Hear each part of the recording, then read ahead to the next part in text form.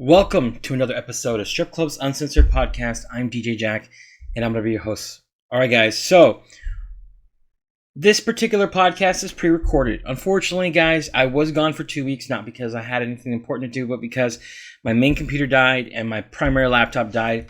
And I had to record a particular podcast on my old laptop, which unfortunately couldn't handle recording audio off two different microphones.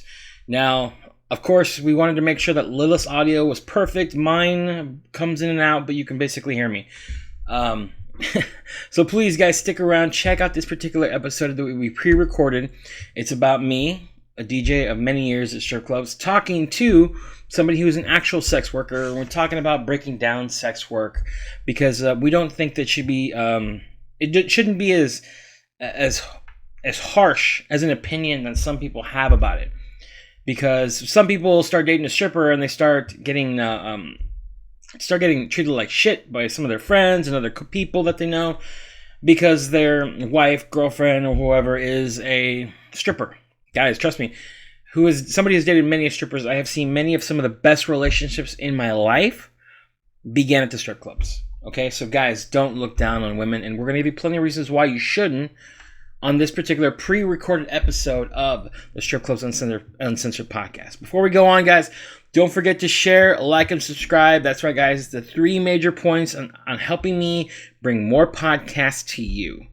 That's right, guys. Don't forget, I am not YouTube friendly. So if you guys want to find out every single time I put on an episode on YouTube, please, guys, share, like, and subscribe. That'll help you find me every single time I put out a podcast. Or you could join my Instagram, which the information is going to be down below. You can find it because every time I put out a new podcast, I tell everybody the day I do it. And for 2 or 3 days afterwards, I let people know that new podcast is up. Guys, don't forget, share, like, and subscribe. And don't forget, also join my Instagram, guys. I will let you know every single time I'm putting out a new podcast. All right, guys, and here is a friend of the channel, Submissive Lilith. She's an escort content creator, and she's a stripper, and she is a friend of the podcast, guys. Check her out. This is what she looks like. Her information is going to be down below, including her website and her Instagram. So if you would like to reach out to the lovely Submissive Lilith, check out her information down below, guys, her Instagram and her website. So let's get started with the pre-recorded episode of this week's Strip Club's Uncensored podcast. Thank you for listening. Did we get any of that? Oh my god, we didn't record any of that. No, it's the warm-up because we're starting a new subject. Oh, okay. And speaking of which, got a friend of the podcast here, Lilith. Hey, everybody. Did you say Submissive Lilith? Mm-hmm. Submissive Lilith at your service.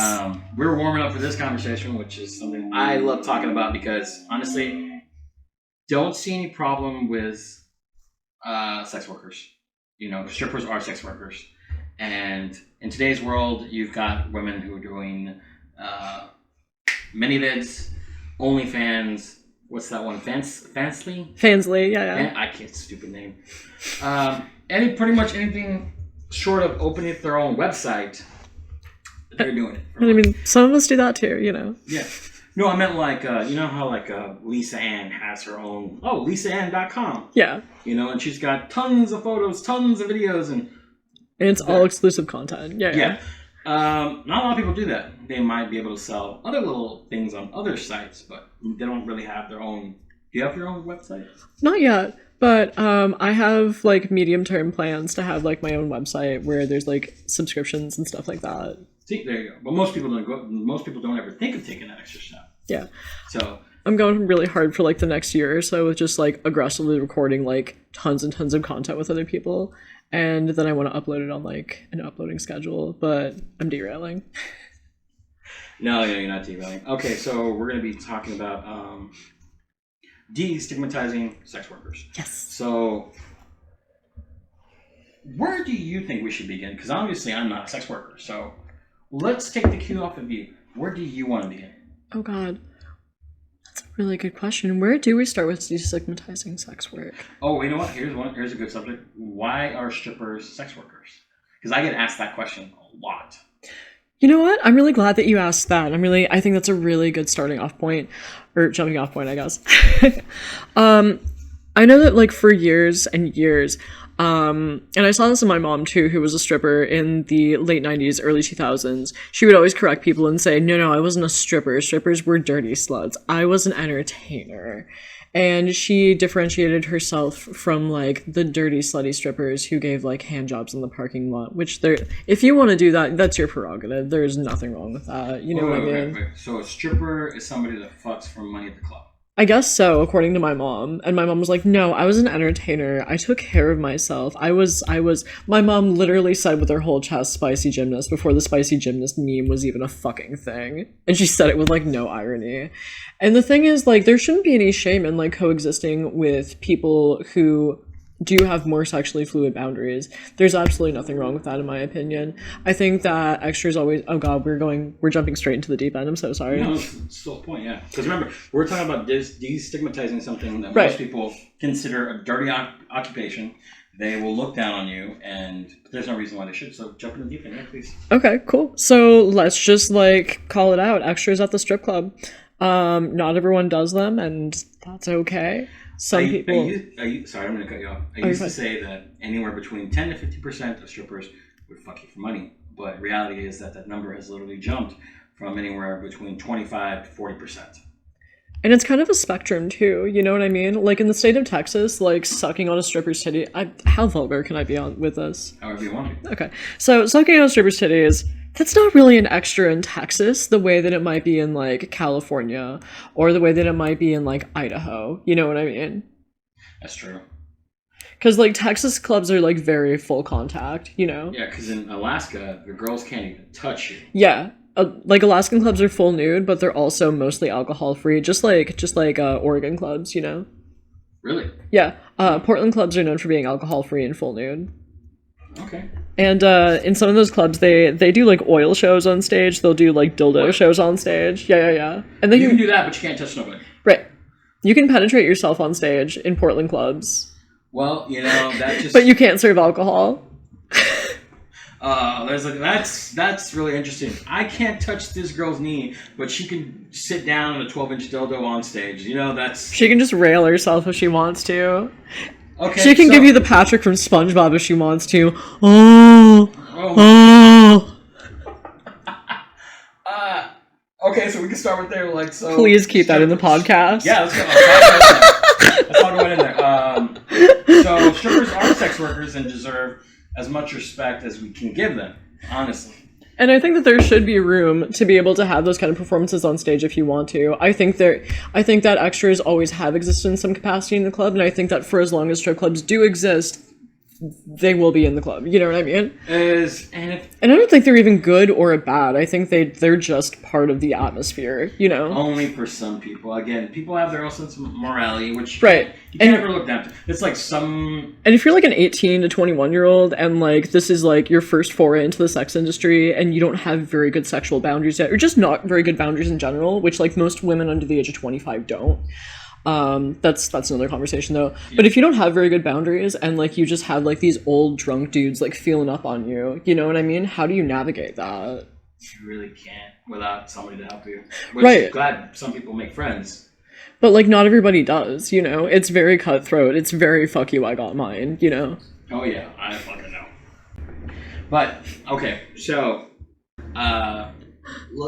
Lilith here hasn't actually didn't realize that everything's open here. I mean, again, if you want to tell a story, but you got to change somebody's names, feel free to change the names. It's not a problem. I did that in the last one.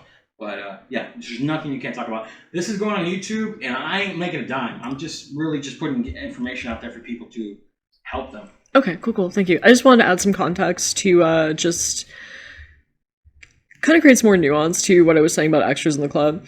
So I'm not necessarily saying that they should be normalized.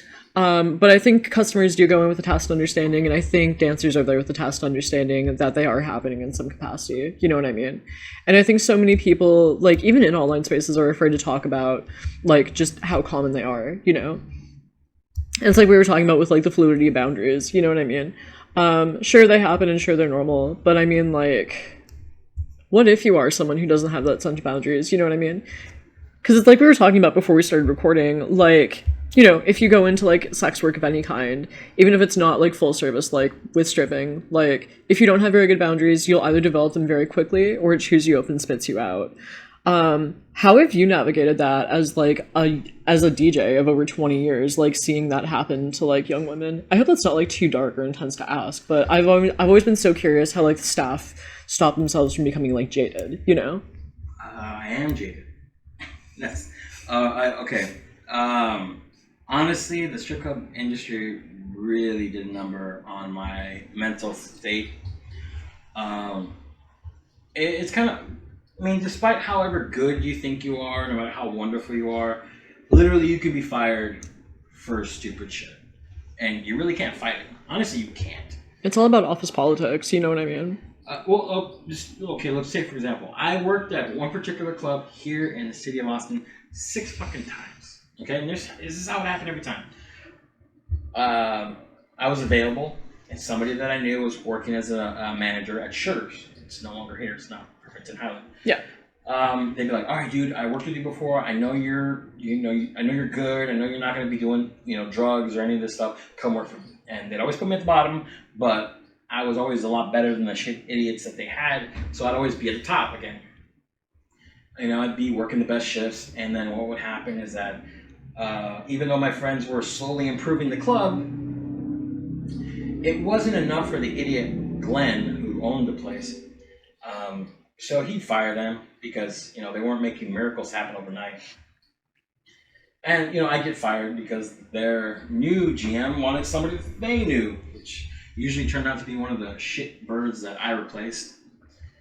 And it was a cycle, kept going. The last time I was there, number sixth time I got hired for another friend of mine. They were all different people, not one man, not one GM that they all ended up getting other jobs and doing better. But the 6th time I got hired, I was like, if you fire me again for some stupid shit, and they're like, okay, we're not going to let you get fired again for stupid shit. I got fired for saying, fuck the Cowboys, the football team. It's a long story, but I was like... Why would you get fired for that as an Austinite? Because one of the little shitty fucking managers, a dude named Parker, who's a punk motherfucker... I can already imagine what he looks like just based on, like, his name and the fact that he is a strip club manager. Version of Scott. That's exactly what I was imagining. Yeah, with like a little faux hawk, right? Yeah. Does he look like a 2006 punk?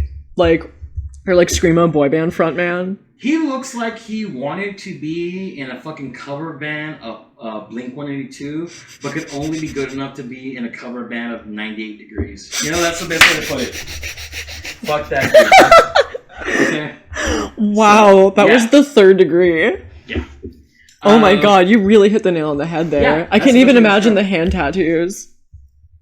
Yeah, so... I'm really jaded. So you have to understand. I'm worked in an industry where women are literally doing drugs, fucking, started eating too much, drinking too much. I think you can't leave the strip club industry without like a few like toxic like self-soothing habits. You know what I mean? I'm working on getting rid of all of them. And like you see so many of that. You see all of them at the club every single day. You know what I mean? You see it in like disordered eating. You see it in like excessive smoking. You see it in like girls who are like coked out of their minds or like really drunk. And I don't know. You see so many like weird, not even weird because like it's all normal, but you see so many of like the worst kinds of like normal people. Yeah, exactly. It's weird to normal people who aren't like immersed in that culture. But you see like so many self-soothing strategies that are just so unhealthy, and I think it just really speaks to like almost like the decline of like the strip club industry. You know what I mean? Because I mean, like, yeah, like I think strip clubs have always been like that, and like that's part of their sleazy appeal. But man, like combine that with like an impending recession and like the fact that like the strip club, like we've been talking about, is in like the mature stage of like its business cycle.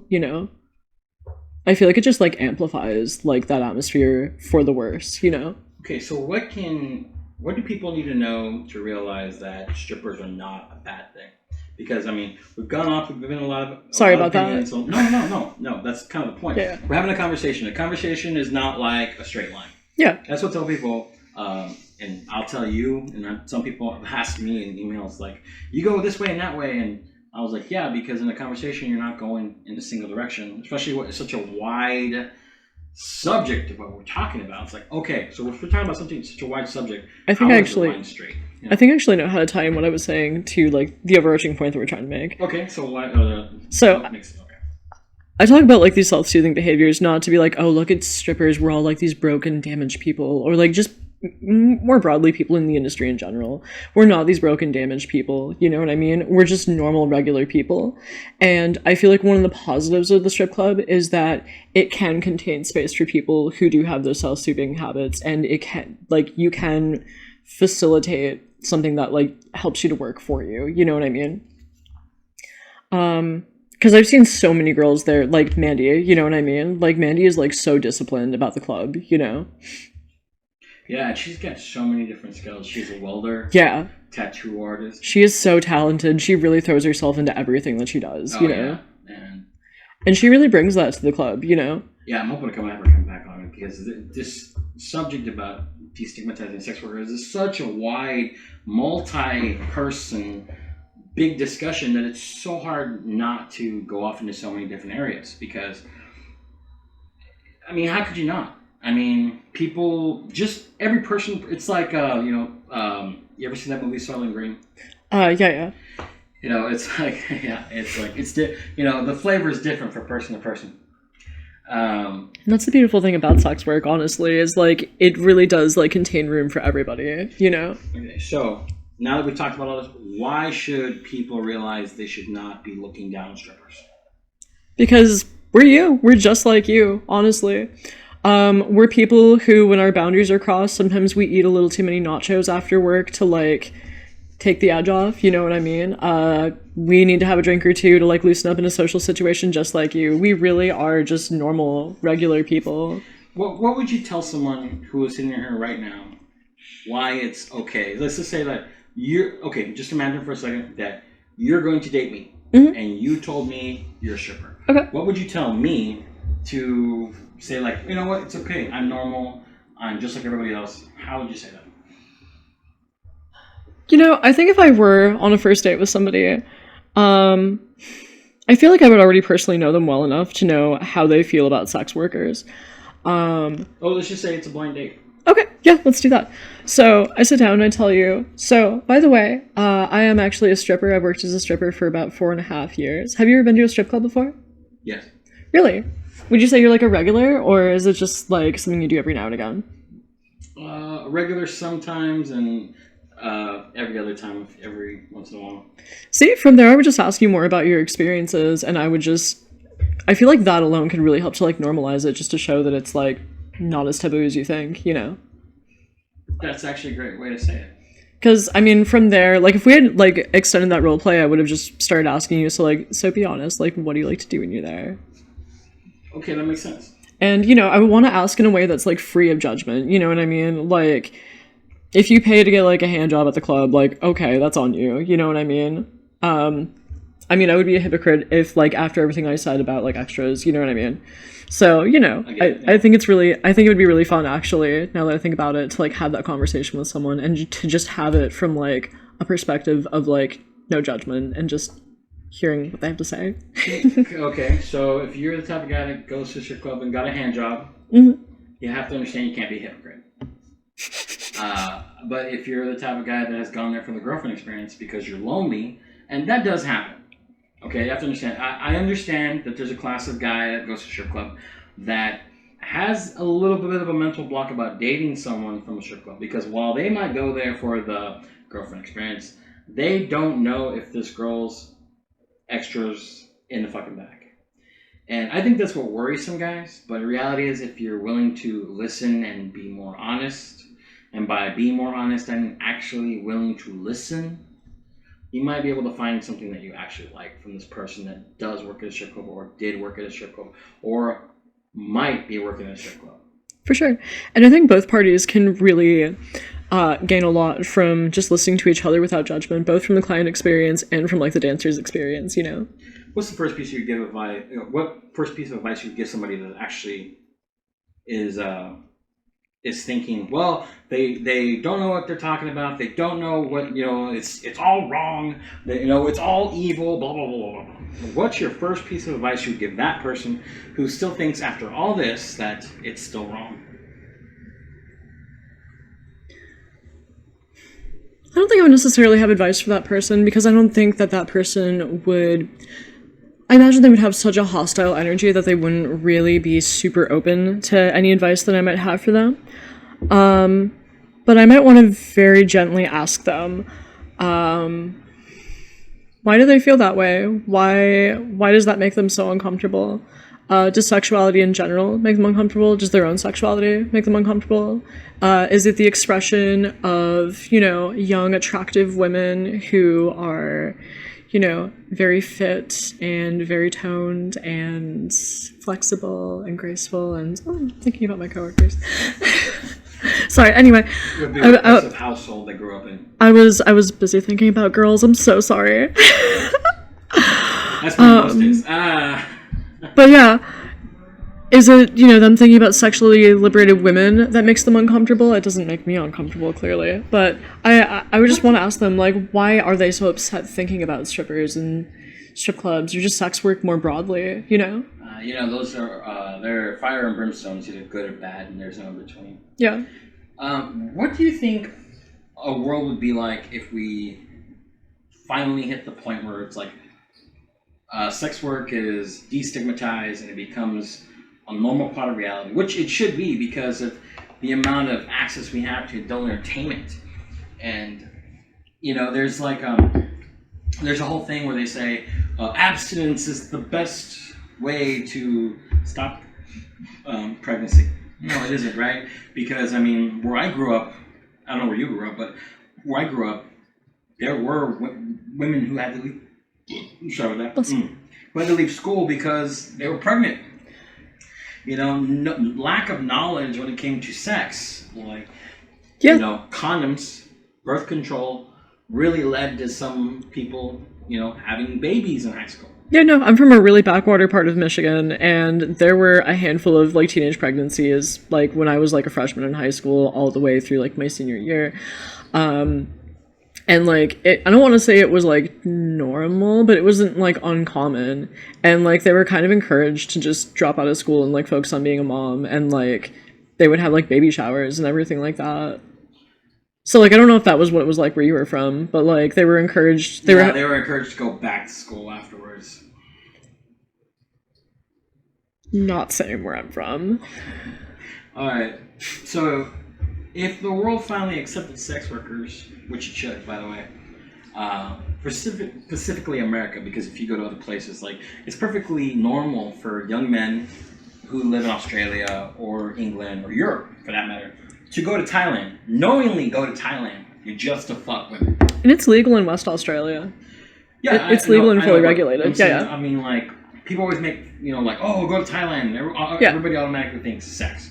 But it's such a normalized thing in Europe, specifically in Australia and, France, Germany, and including England, to go to the Philippines and just have sex vacations. Mm-hmm. It's I've heard about them. I want 4 girls to blow me at once. And that's Don't we all? Yeah, actually, that's actually, I can tell you a story. Anyway, that's not me, just literally one I got told. But what do you think our world would look like if people suddenly stopped thinking that all sex workers are horrible, horrible people? What do I think that would look like practically? Or what I should say, a vast majority of people said, yeah. So, I actually don't think that... Let me backtrack for a second. So, there's actually, a percentage of sex workers who, I don't personally agree with them, but they believe that sex work should remain taboo for, the good of, the sex work economy.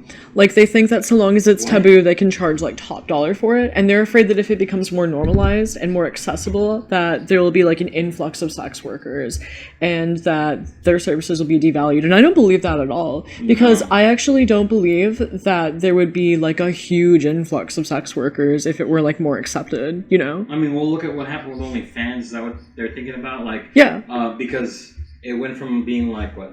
I don't know the number. Like just say 10,000 women to being tens of millions. There's women who started accounts that literally just never went anywhere. Right, exactly. And like they start and they think like, oh, this is gonna be quick, easy money. I'm gonna pay my rent in like 6 hours. And then they realize that like, no, it's a grind. Like you have to have like these various skills. You can't just be hot. It helps to be hot, you know, but you do have to have like. Girl didn't make anything.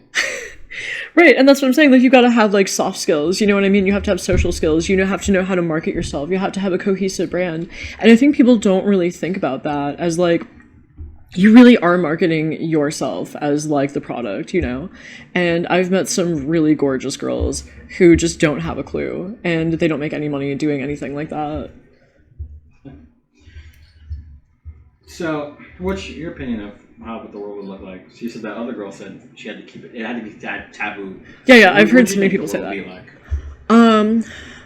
I think that there would be more protection of sex workers, which means that what do you mean? Protection of the law. So if it were protected by society, whatever.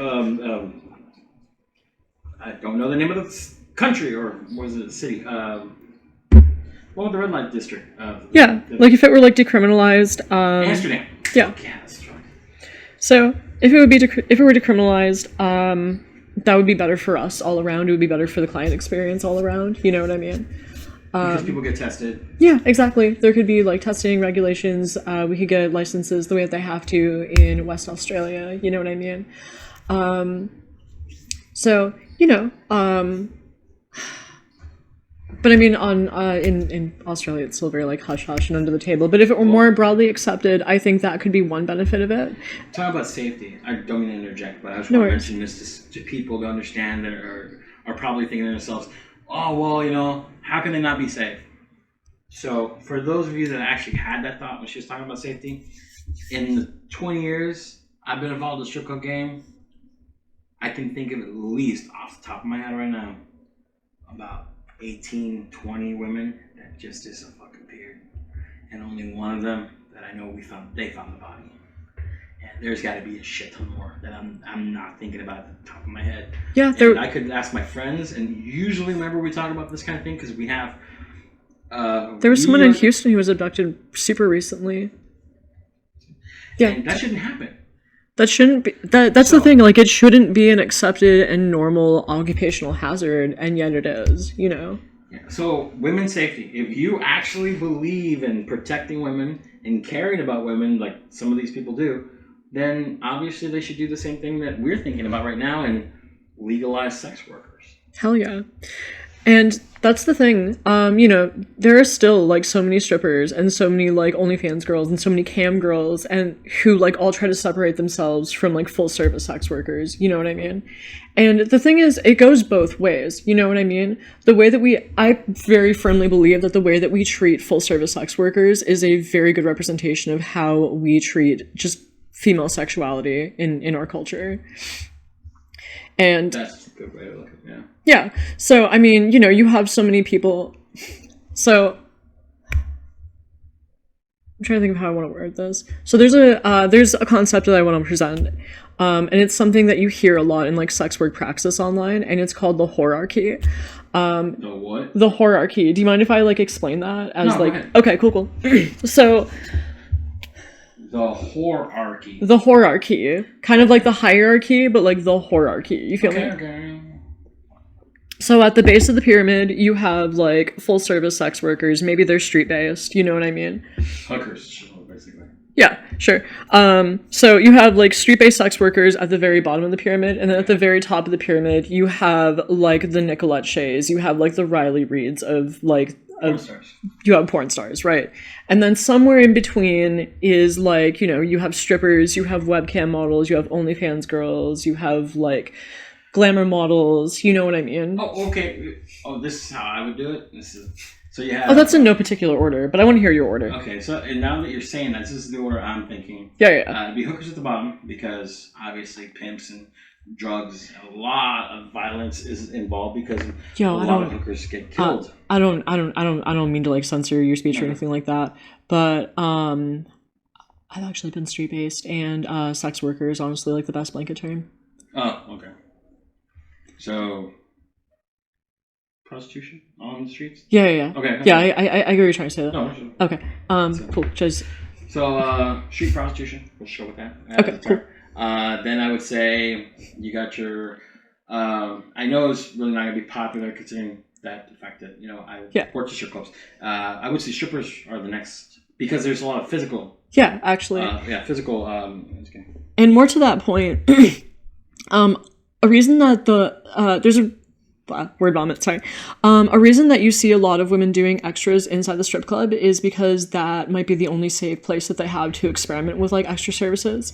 They might not have like a stable housing situation. They might not, you know what I mean? Mm-hmm. That might be like their one thing keeping them off the streets, So I think that's actually a pretty good stepping stone from there. Yeah. Because there's physical conversation, there's physical contact. So I would say it was the next level. Yeah. And because things do happen. People do other stuff. And you do have indoor sex workers like me who like might host an in-call or something like that. That was actually my next one. Okay. The next one would be escorts. Mm-hmm. Some people might say, why escorts above strippers and you have street prostitution? Because you are paying a premium for privacy. Yeah, it's basically privacy and selection of clientele. Because at a strip club, you can't vet anybody. It's open to the public. As long as you're 21 older, it's open season. It really is a free-for-all. But escorts can pick anybody that they want. I've met so many men at the strip club who have been blacklisted, like, from escorting websites. And, Really? Yeah. One second. Some guys get blacklisted. And that does happen because, escorts get to pick their particular customer base. Mm-hmm. Now, the only reason why I'm going this next part is actually as high it is because there's no physical contact. You get to choose your customers, but if there's no physical contact whatsoever, so we're going to go cam girls, but they're also falling into girls that do custom videos, OnlyFans, that's all together in one. All right, and because they can be known, which is one of the reasons why they're so high up there. There are women who have exploded overnight. Because of OnlyFans, but they market themselves a lot better. And then, of course, you said the top is the porn stars because everybody knows who they are. The top 100 on Pornhub. At this point, 1,000 because everybody's got multitude. Let me sure I'm saying it right.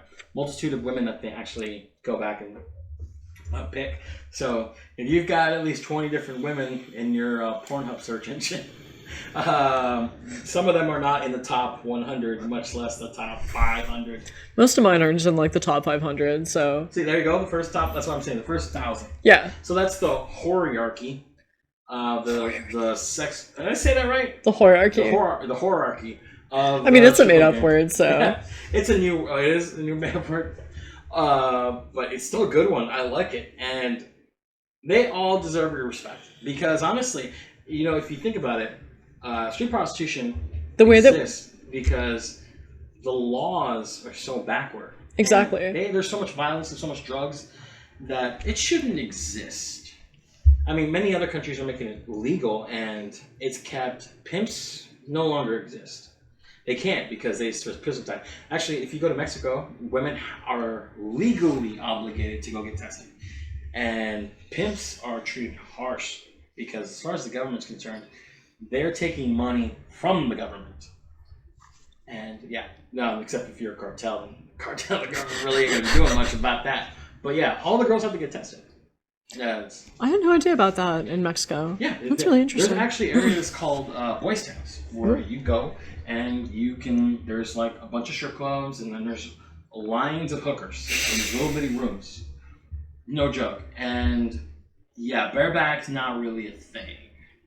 Because they know that if they get the money from you, barebacking you, and then they catch something, and then their next testing day, and they see it's there, they get fucked. So they get screwed out of their job. I know fucked is really a stupid word to use, but they get screwed they did get fucked out of their job. They get fucked out of their job, so they don't do that.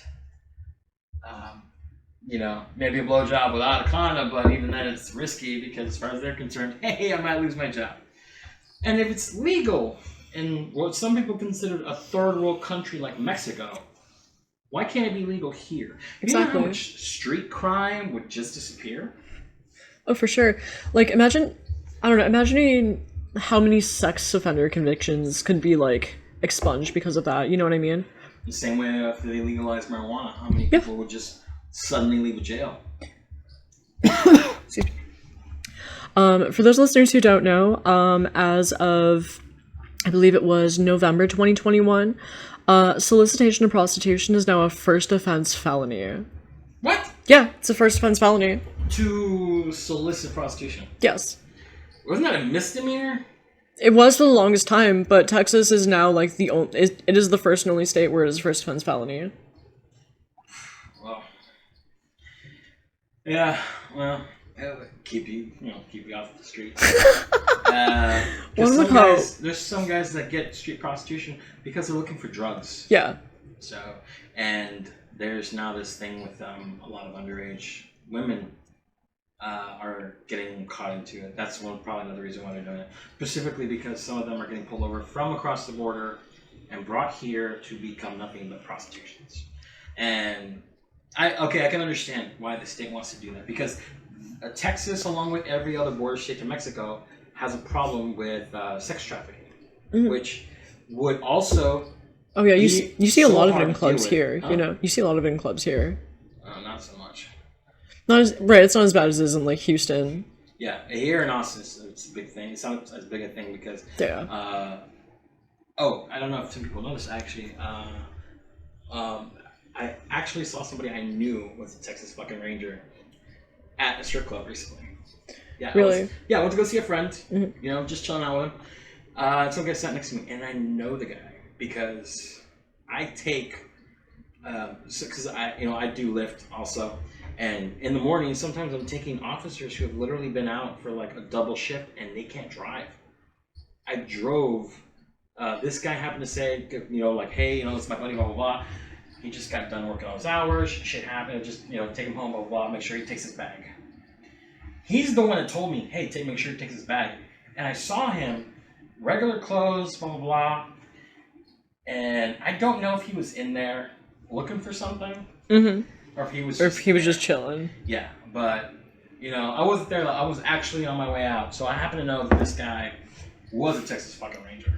I cannot imagine a job with less responsibility than being a plainclothes cop. Oh, there's a lot of responsibilities. That was half sarcasm. I'm so sorry. Yeah.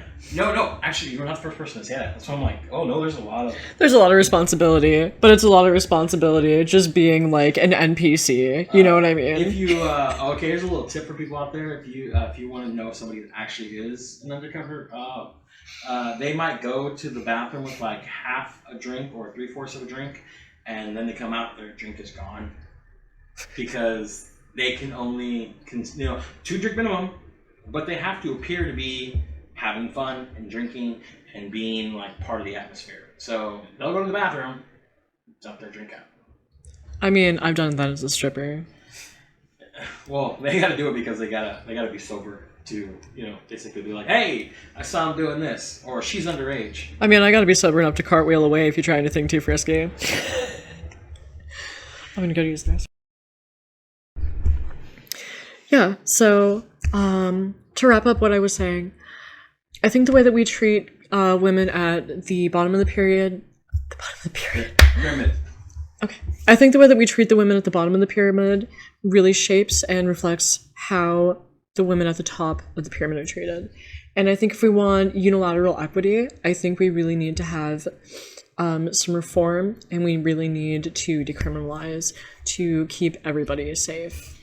And that all begins with you seeing that it's okay for women and men and everyone in between to be a sex worker. Sorry about the audio cutting out at the end, guys, but I hope you enjoyed this particular episode of the Strip Club's Uncensored podcast. Don't forget, guys, the big 3: share, like, and subscribe, because if you do, it makes it a lot easier for you to find every single time I put out a podcast. But if you want to guarantee that you're going to know every time I put out a podcast, check me out on Instagram. The information is down below. Because every time that I'm uploading a podcast, guys, I'll let everybody know for a couple days that a new episode is out on my YouTube channel. So please check it out. My Instagram information is down below. But don't forget, share, like, and subscribe. If I grow, it makes it easier for you to find me on YouTube. Also, guys, don't forget, the Submissive Lilith. This is that lovely lady I was talking to on the podcast this week, guys. If you want to find out her information, look down below. I'm going to put down her Instagram and her website. So if you guys have any questions for this beautiful lady, guys, reach out to her on her Instagram, reach out to her on her website, and I guarantee you she will give you an answer. All right, guys, we're going to have this beautiful lady come back for another pre-recorded episode next week. So hope you guys come back for that one as well. Don't forget, guys, share, like, and subscribe. And you know what? When the next video comes out, I will let y'all know. But until then, peace.